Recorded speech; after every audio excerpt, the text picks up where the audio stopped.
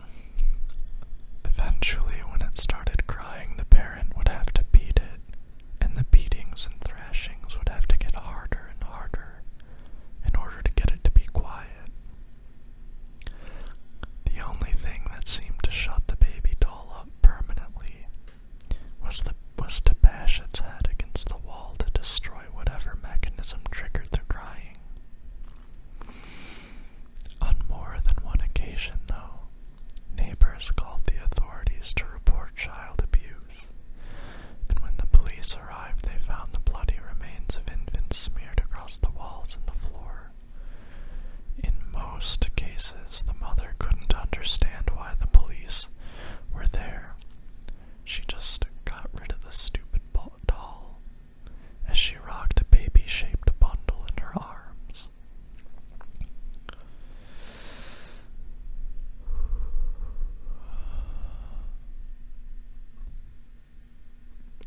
This is called The Old Lady.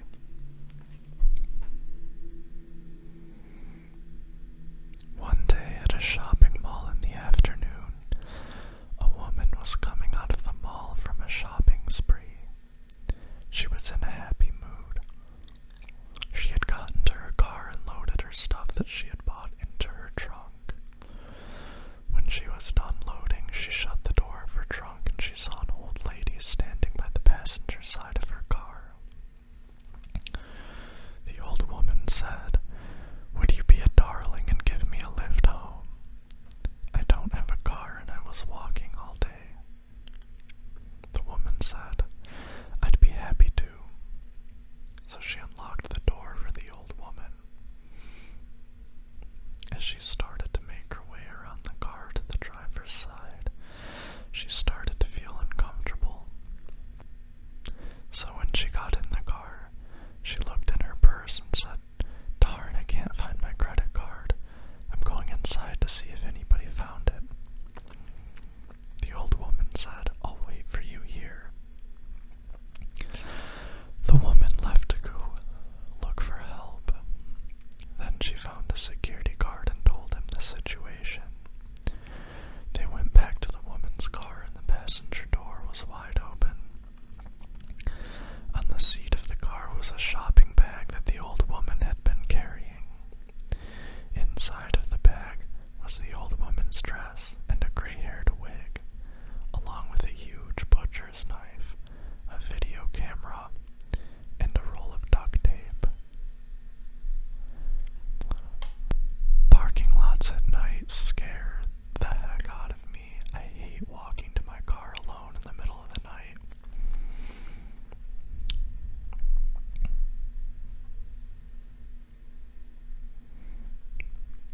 This one's amazing. One of my favorites.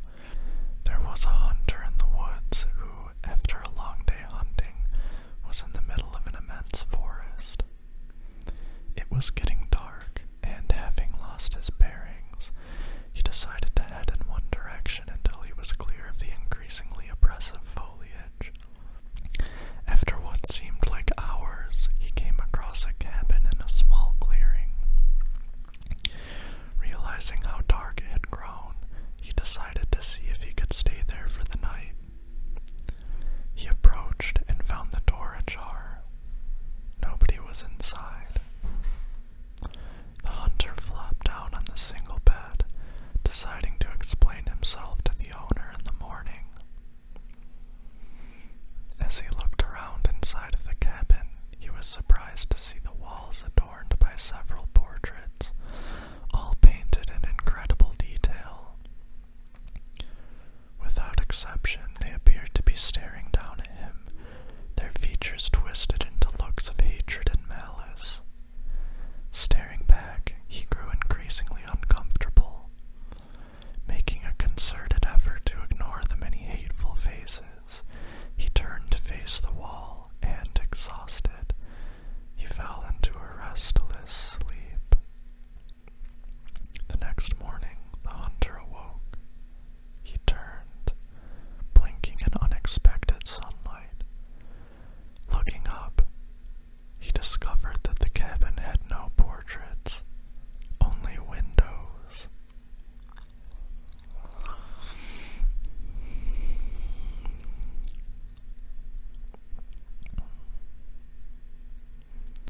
This is another favorite of mine. I think about this one a lot.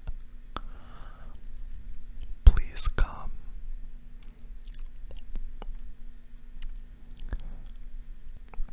A 15-year-old boy in a small town in Maryland sat down at his computer after getting home from school one day.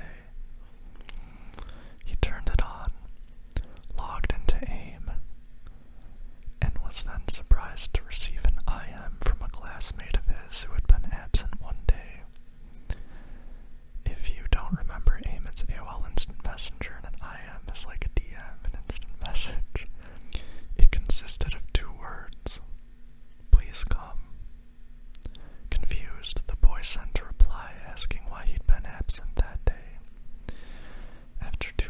messages in 15 minutes with no response, he decided to get on his bike and head over to his classmate's house. It was a short ride, only about 5 minutes away. When he got to the house, he found the door was unlocked. Inside, partially dried blood was spattered over the walls and floors, and an unrecognizable figure was crumpled against the far wall. It was missing an arm and a leg, and bloody streaks on the floor led away from the body and into the kitchen. The boy slammed the door closed and immediately called 911 on his cell phone. When the police arrived, they found 3 corpses, as well as tracks leading away from the house to the back door. When the forensics report concluded that the entire family, the boy's classmate and his parents, had been killed sometime the previous night.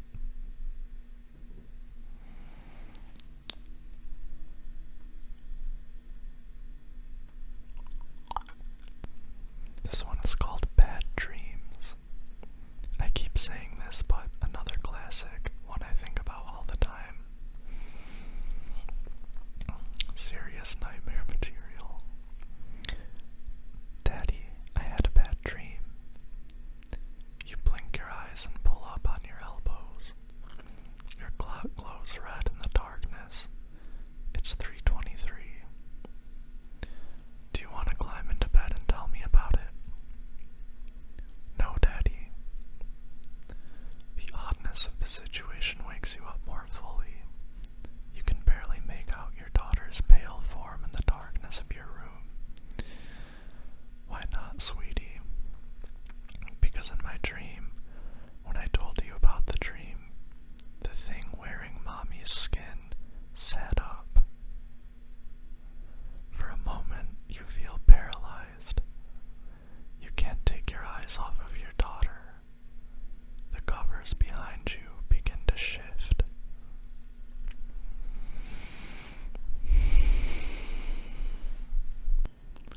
Home alone. You are home alone, and you hear in a news bulletin about the profile of a murderer who is on the loose. You look out the sliding glass doors to your backyard, and you notice a man standing out in the snow. He fits the profile of the murderer exactly, and he is smiling at you. You gulp, picking up the phone to your right and dialing 911. You look back out the glass as you press the phone to your ear and notice he is much closer to you now. You then drop the phone in shock. There are no footprints in the snow. It's his reflection.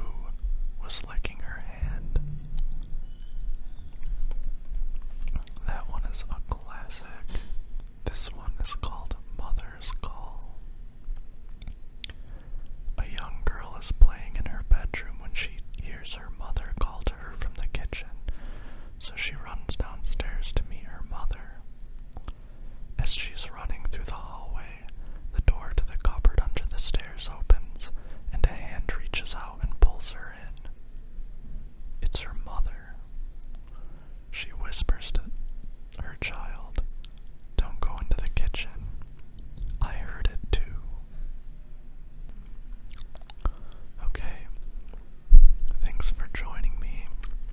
I hope that your spook